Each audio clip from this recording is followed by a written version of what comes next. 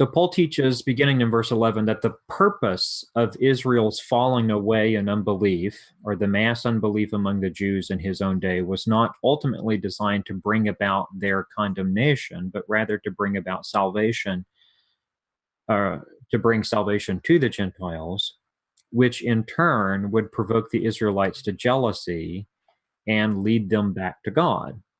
So Paul states that idea very briefly in verse 11, and then he elaborates on it in the following verses. In verse 11, he says, "So I ask, did they stumble in order that they might fall? By no means. Rather, through their trespass, salvation has come to the Gentiles so as to make Israel jealous." So they didn't stumble in order that they might fall. That was not the ultimate or the chief design of their stumbling. They did stumble. They stumbled over the gospel. They stumbled and fell. But that wasn't its chief end. So it wasn't God's ultimate design or purpose for Israel's unbelief. Paul says emphatically, no, not at all, but rather through their trespass or through their unbelief, salvation has come to the Gentiles. And even that is not the final purpose. Salvation has come to the Gentiles so as to make Israel jealous. And so the purpose of that jealousy is to bring Israel back to God. So that's the main idea that's contained in a single verse, verse 11, and then unpacked by Paul in the following verses. You know, you're right in some of the notes that there's a back and forth movement. What do you mean by that? And how does that come to bear here in Romans 11?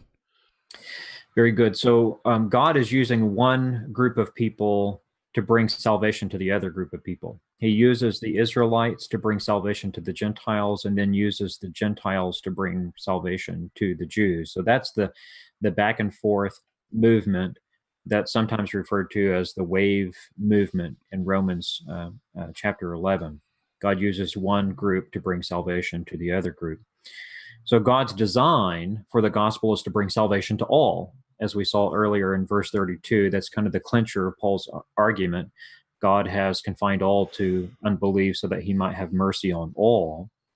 And how exactly does God bring that about? Well, he uses the unbelief of the Jews to bring salvation to the Gentiles, and then the salvation of the Gentiles to make the Jews jealous so as to bring them back to faith in him.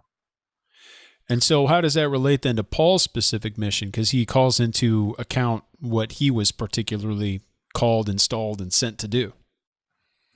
Yes, very good. Paul is referred to as an apostle to the Gentiles. He's a Jew, right? But he was sent out not to minister to the Jews, right? But to the Gentiles. So he most certainly did preach the gospel to the Jews, right? His MO, whenever he entered into a town or village, was to go to the synagogue and preach to the Jews first. He has the scars to prove it. Yes, he did. But Paul desired, and in this, Paul was an apostle to the Gentiles. He boasted in his ministry to the Gentiles, as he puts it here in Romans chapter 11. His desire was to see more and more Gentiles converted, not only for their own sake, not only for their own salvation, but he was also working among the Gentiles for the salvation of the Gentiles with a view toward the salvation of Israel.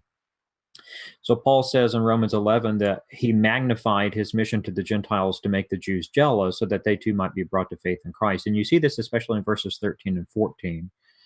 Paul says, "Now I am speaking to you Gentiles," verse 13, "inasmuch then as I am an apostle to the Gentiles, I magnify my ministry in order somehow to make my fellow Jews jealous and thus save some of them."